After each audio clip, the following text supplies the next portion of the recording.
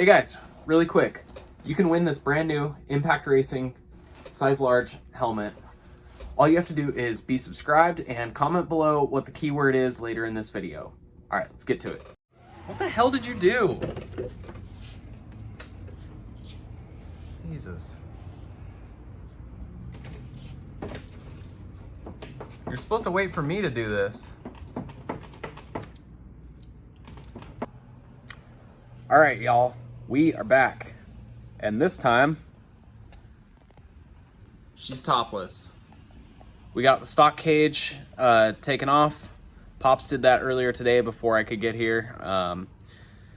And yeah, we got the new one, and oh boy, she's a looker. And here it is. It is the Cageworks Shorty cage, I think it's called.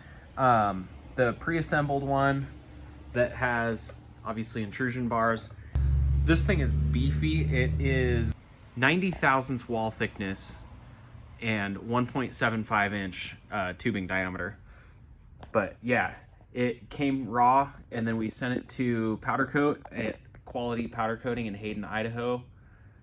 And it's in this, they chrome plated it, or chrome powder coated it, I should say, not chrome plated, chrome powder coated, and then did the like transparent red color as the clear.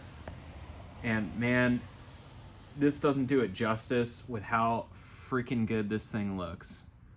But yeah, very well made cage, and this powder coat looks great. We got a couple other pieces that were powder coated in this color, and eventually when I do springs here next, we'll get those powder coated in that color. But anyway, this is it. So yeah, that's the cage back there. And we'll cut to Pops doing some of the grinding and all that. Basically, he ground off the A-pillars. And yeah, so he ground those off, and right there as well. So it's all ready for the cage. And of course, painted it with some sweet flat black Rust-Oleum because that's all we had laying around. But yeah, so it's ready for the cage. And then up there, those mounting points, they just unbolt on these. But yeah.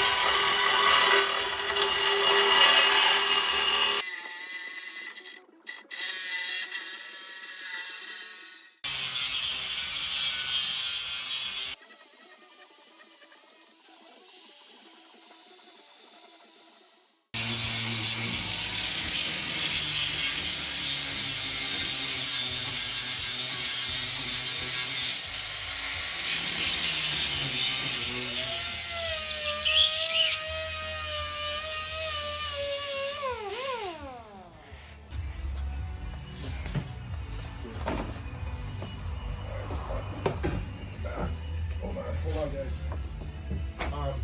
Go up. I know, up on the front. We have to go up, back out. Back out towards me. Now go up high towards me. We gotta go. Oh my God, this thing is not. Okay. All right. So up and then back. Down. Yeah. Okay. Now down. Okay. 1 second. Yeah, just pull those up out of the way. Yeah. You can go back towards me and do a little bit more if you need to. There you go, over towards Yeah, you. there you go. Yeah, like that. I think when you go down, Do we have any more room to come back towards you?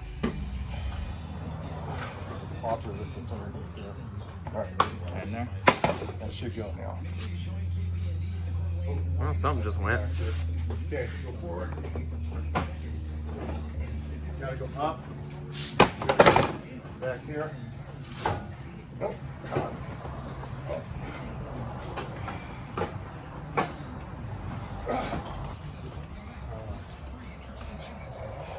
We can push the bed in, but it can't. It's just solid as a fucking rock.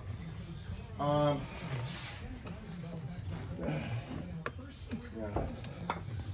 Let's go back. Okay, there's a good angle there. Oh, there we go.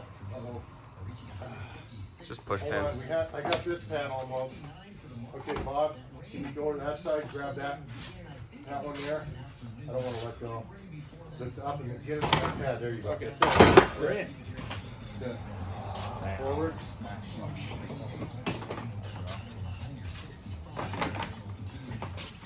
All right, so cage is on. Put fenders on now. Holy crap.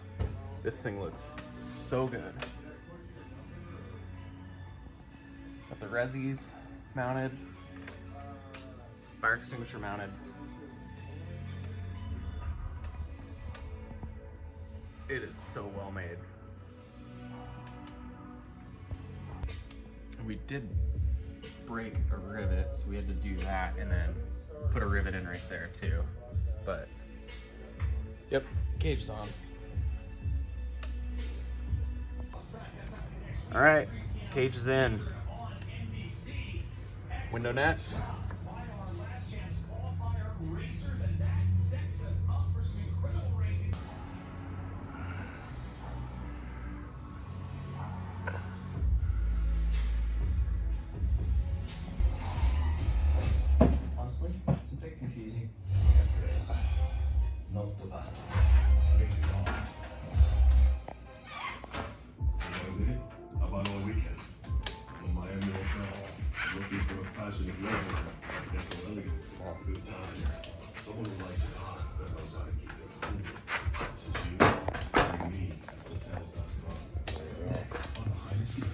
Looks good.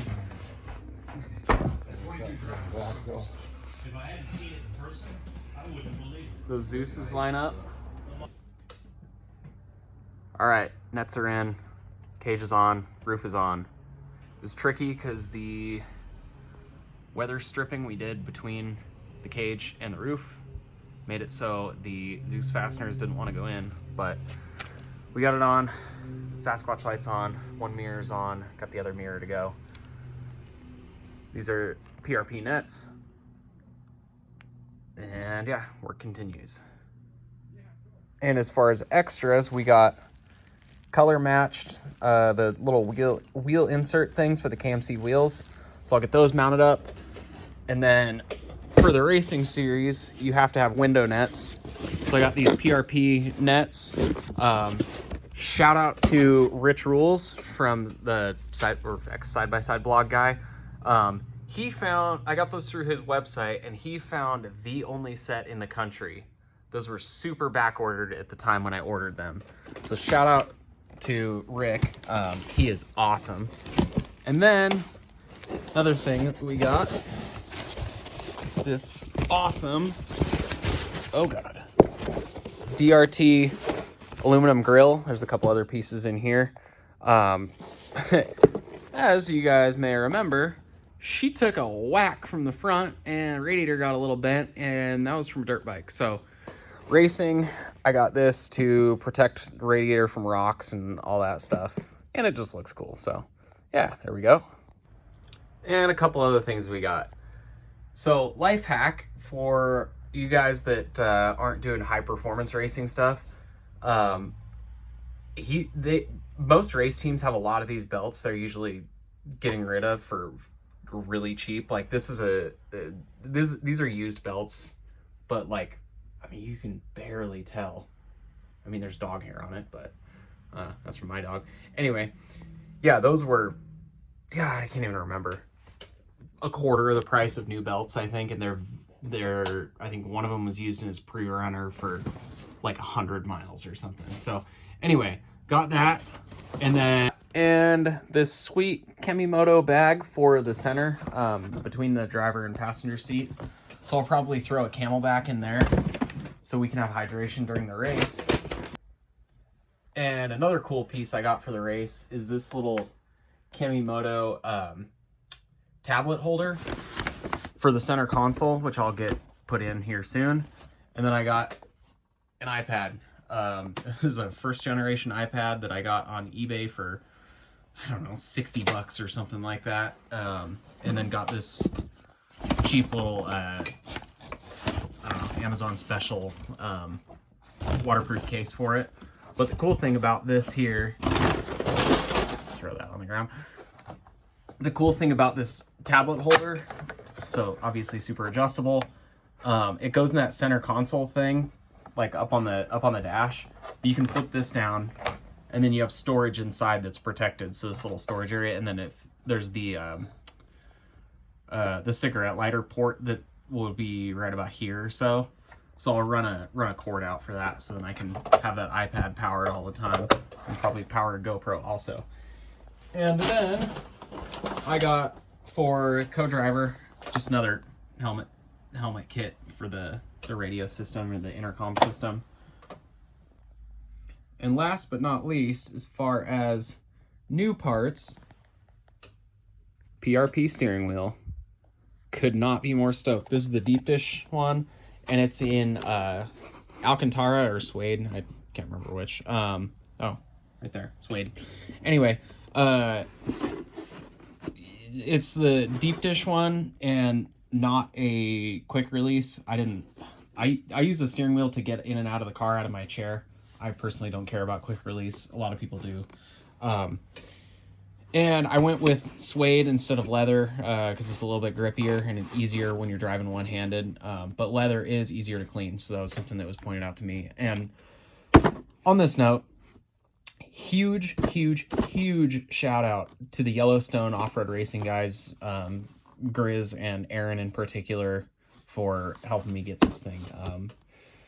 Yeah, I don't want to say too much, but those guys are phenomenal people, and I cannot thank them enough. I can't wait to go racing with them, and they're a really cool group of people. So anyway, let's get this thing on. And this is the other mod we did. It was, I mean, it's kind of dumb, but these Kemimoto door struts, because for some reason the doors wouldn't stay open before. I don't know if it was just an adjustment on this thing or if it's for all X3s, but that was a pain in the ass, especially dealing with it while being in a wheelchair. Yeah, it was just literally, let's see, I think it was this bolt, there was already a hole for it, and then I just had to drill that out, and then you just pull those two 13mm bolts out. And then you put this little bracket on top, and then you hook the door struts up, and yeah, it's super easy. So yeah, you got those on there, and now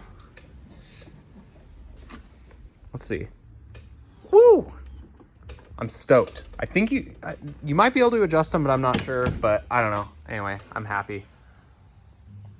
And another cool thing that actually pops rigged up. So got the sketchy fire extinguisher mount. One of the requirements for basically every kind of racing that has swinging doors is that you have to have a secondary latching mechanism. And so what we rigged up was just, we got these Axia alloy mounts that are, I don't know, 1.85 inch diameter or whatever. They have a million of them. They're super cheap, these guys. Just did that, and then let me open the door. Just drilled it out. I don't know if it's for, I think it's for lights maybe. Basically did that, drilled a hole in the door, and then we can, wait, there we go, and then drop that in. So then if I go to do that, can't open the door. So we'll have that for racing, and then in the event of an emergency and a quick egress, just pull the red handle, flip the latch, boom, open. The code word is whatever flavor sandwich is your favorite. Just write it down as one word, whatever sandwich you like best. Holder goes, so the iPad will be right about here. So we got, I think I updated this on the last one. We got this is for the chase bar. We got radio unit, and then for the intercom. And then this is the other, for co-driver push to talk if they're not wearing a headset or whatever. This is their push to talk for their headset.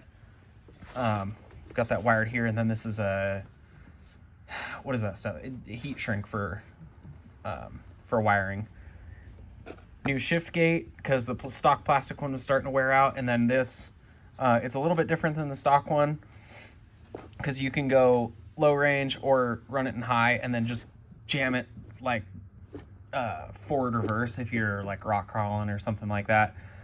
I don't like that because I don't want to accidentally throw it in reverse or something. Let's see. So then we got Sasquatch lights, which are those guys that are going to go on the A-pillars.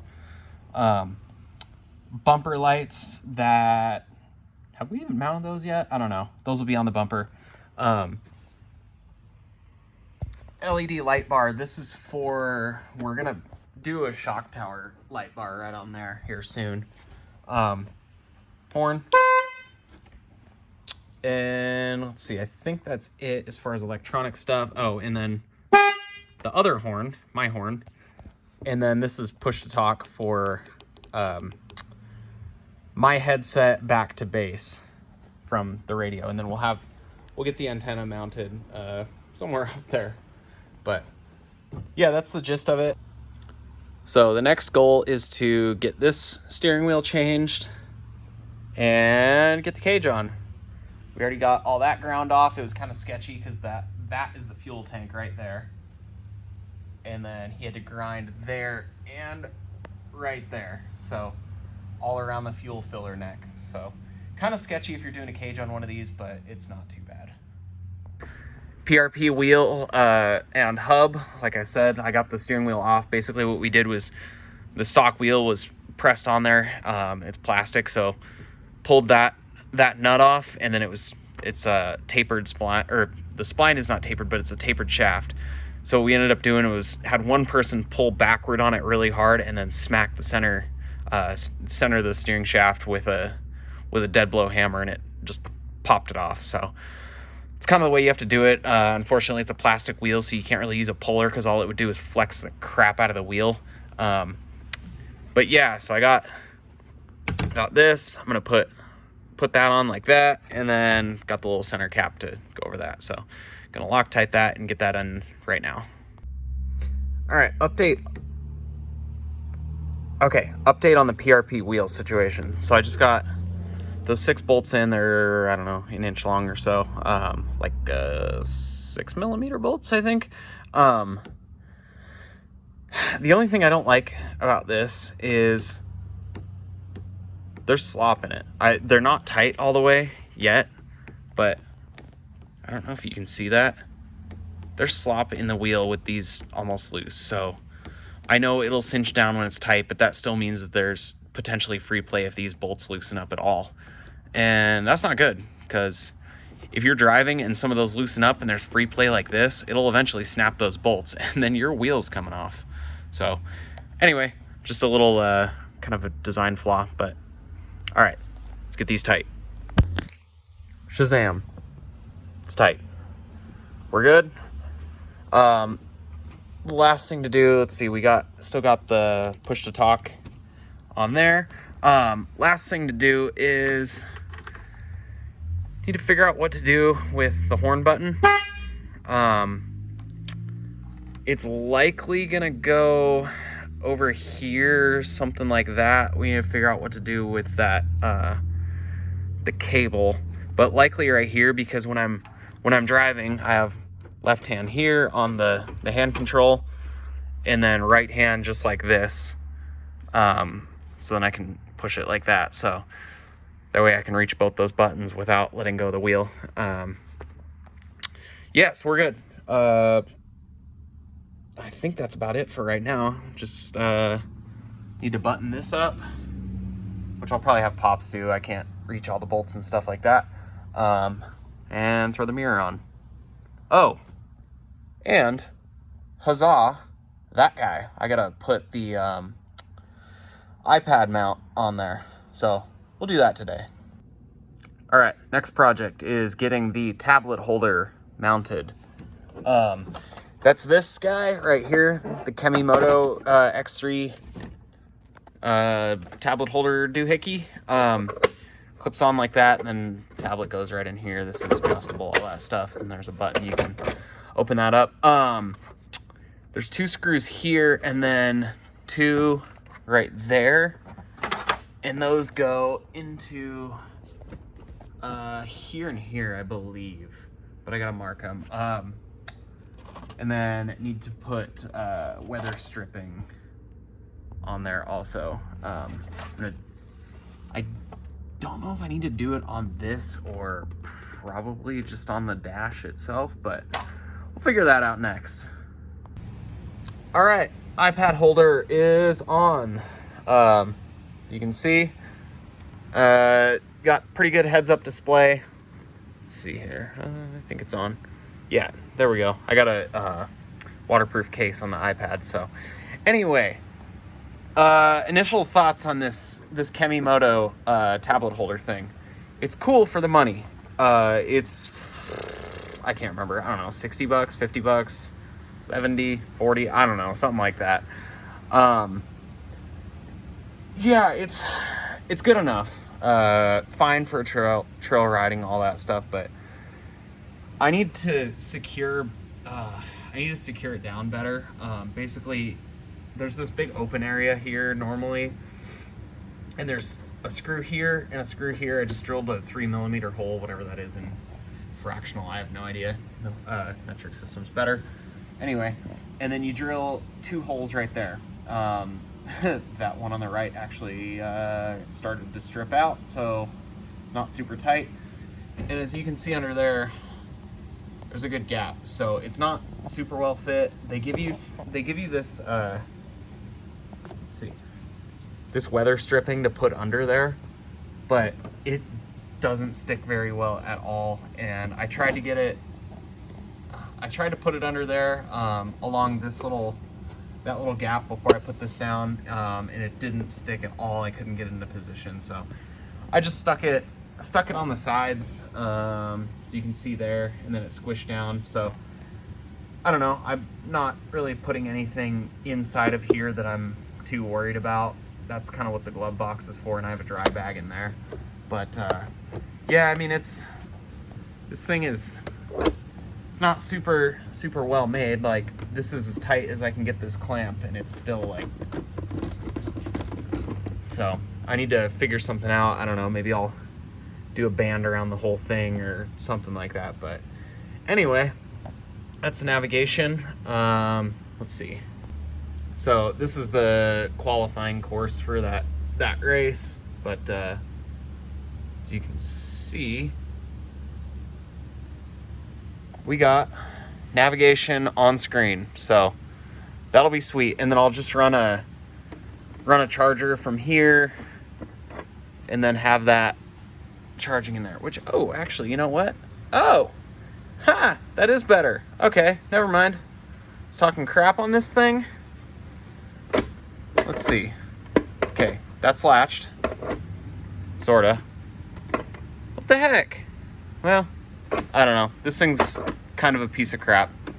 But we'll do something. I'll run some tape in there or figure out a way to shore that up so the iPad's not bouncing around too much. But anyway, yeah, that's navigation.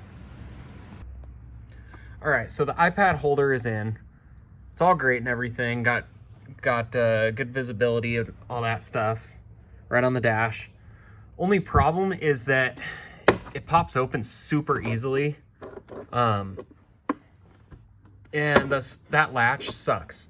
So what we ended up doing was, let's pull that out. I added this tab on there. Okay, super ghetto. I just riveted it in, and then drill the hole right there. So that closes. I got this little handy dandy pin here.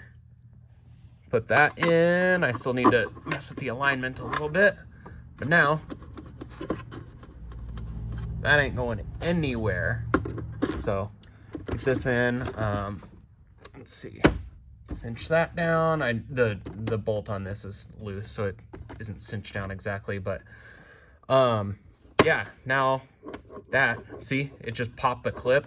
but at least it's held closed. So not ideal. I don't know. I might add another one on the other side because it still might pop that clip, but yeah, much better. Another thing we did, or I did, I should say, added the Kemimoto center storage bag here. Like faux carbon fiber looking kind of a hard case. And then I fed the speaker or the head unit radio intercom cables through that. So for the race, I'll run an impact. We'll run the impact in here, and then some other tools, all the clutch changing stuff. We got a belt bag on the back, but yeah, then maybe, I don't know, I might run a hydration bag in there for like a camelback type situation, or just the bladder for one. Figure that out. But anyway, this is what I'm working on today. This DRT grill. I didn't know that, unlike most other grills, like TMW grill and that sort of thing, that it just fits over the stock one, as you can see behind. You take the little Can Am logo off here. There's a little, they have a video on this. It's super, super easy. But basically, yeah, it's just for the, I think it's the same price, or if not just a little bit cheaper than the TMW grill. But for basically the same price, it's just this stamped piece of aluminum. I don't know if you can tell, it is bent in the center, but yeah, so I pulled these two bolts, pulled the little flat aluminum plate off, and then sprayed it with sparkly red paint to kind of match the cage and stuff. But anyway, it also comes with these little grills for down here. It's kind of the same thing. It sits right over the top of the stock grill, and it's held on by, ignore the mess, just one bolt. I mean, there's 4 bolts for the main grill, but 1 bolt, and then these little plate things. So yeah, not super stoked on this grill. So DRT, I don't know, I guess it's cheap to make, so that's cool. But yeah, and it doesn't fit super great. Like, I gotta really squish it down for it to squish into shape, because it's not the right shape. As you can see, like, it's sucked into the bottom here. Let's see, that's all the way up against the bottom, and you can see up here, like, that's not ideal. I mean, I get this is a complex shape to bend the stock grill, but yeah, not super pumped on this grill. Anyway, let's get these tightened, and then we'll see. And a little off topic, but holy crap, this tool is so freaking cool. I don't know where my dad got it, but handy clamp. As you can see, you loosen this up, and it'll either loosen or tighten it, and does that to hold. It'll hold whatever. And like in this case, you gotta get this on the back side of these bolts. So stick this down there, right there, and hold it. It's a little tricky, but yeah, that way you're not smashing trying to smush your hand into places that it won't fit. That's what she said. So this is what I mean about this thing not fitting super great. I lined it up perfectly, got it aligned on the top, and then to be able to even get those started, you had to suck in the bottom. And now that top, I'm fighting it. So trying to flex that, let's see, that top lip around the grill, this plastic piece. Anyway, it's dumb. Other people have probably had a way easier time than me, but anyway, just sharing the journey. All right, grill's on, it's tight. As you can see, it deformed the crap out of it to just get it tightened down. Like the logo lifted off because it deformed so much, and that's not even tight. Like, that's just tight enough to just to have it secure. So anyway, I don't know if I'm gonna put these little side things on or not. Let's see, it goes like this because these bolts, that's like a, I don't know, 2-inch long bolt or something. Let's see, goes in like this. That bolt is like 1/2 inch from the radiator. And this lower one, when I drill that out, that's gonna be even closer. And yeah, I don't like that at all. One little bump from the front and you could be punching this 6mm bolt right through the radiator. I don't know why it's this long. Those had to be that long, but yeah, I don't like that. And just for the sake of looks, yeah, I'm not a fan. That one is for taking roost, but I don't know. These are pretty small. I'm gonna talk to Pops about it tomorrow. But another thing I wanna do is get the mesh that goes in this little hood scoop here. I think Assault Industries has one for like $40, so I'm gonna get that ordered and put that in there because I don't want to take a rock to the radiator up there. It's gonna be something like that, so because that's a big open hole to the radiator. So I can't believe how long they keep these bolts, the supplied bolts for these little grill things. It's like 2 inches and it should be like 3/8 of an inch. Yeah, way too long. It's literally touching the radiator. And the other thing I did was adjust the window nets, or at least the window net on this side. It's secure there, let's see, back there, and right there, this PRP window net. Oh, and there with Velcro. And then these are the quick release.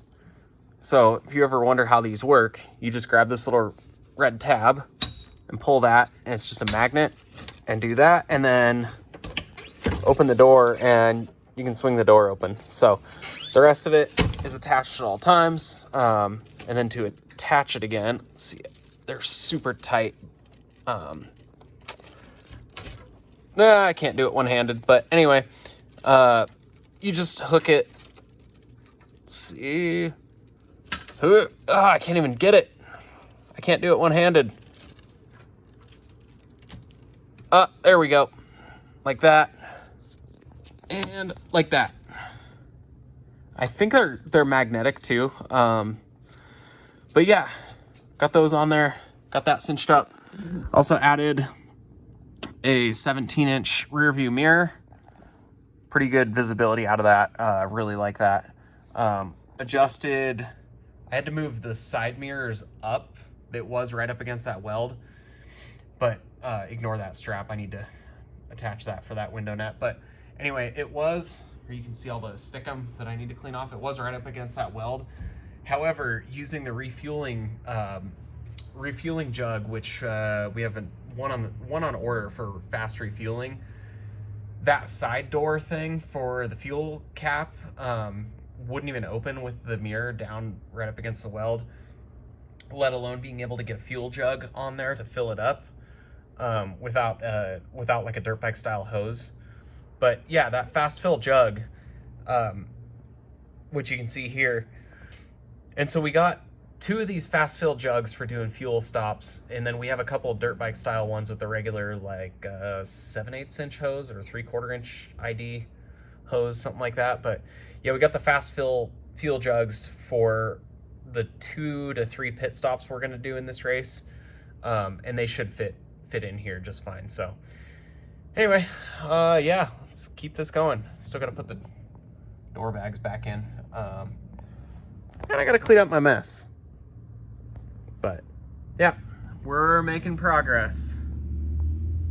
Shop is a mess. So one problem with this lower cage is that my co-driver's head was hitting the ceiling with the helmet on.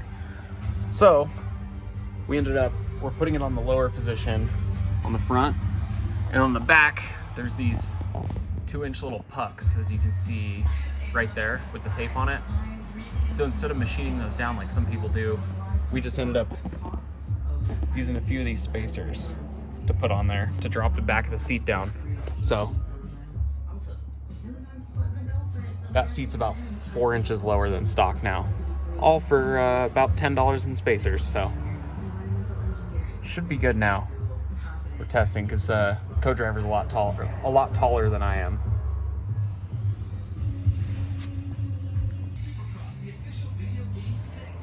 Yeah, I think we're good now because you're taller than him.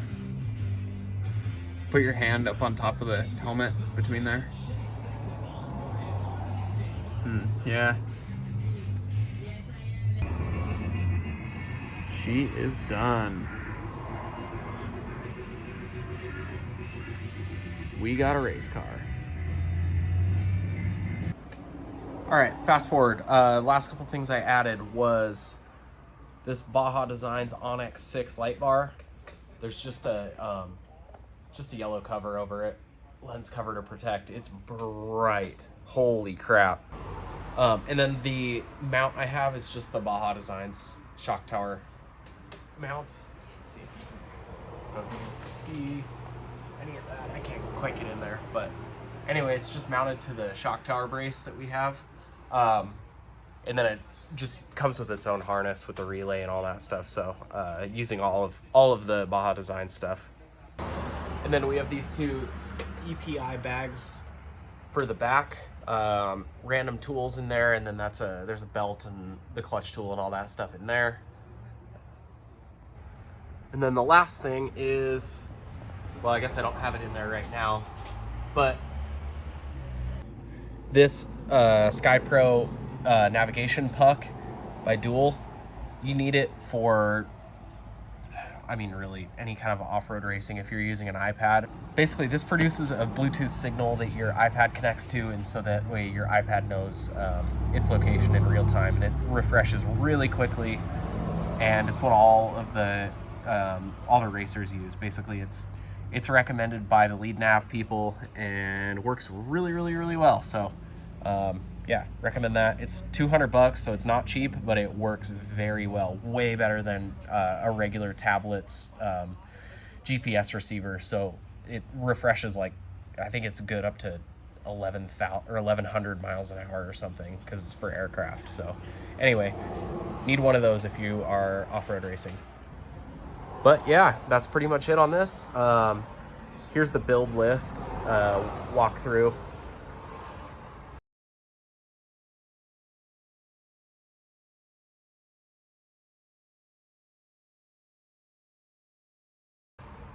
And yes, it's expensive, but this is about as cheap as you can possibly do for off-road racing. Anyway, see you guys at the race.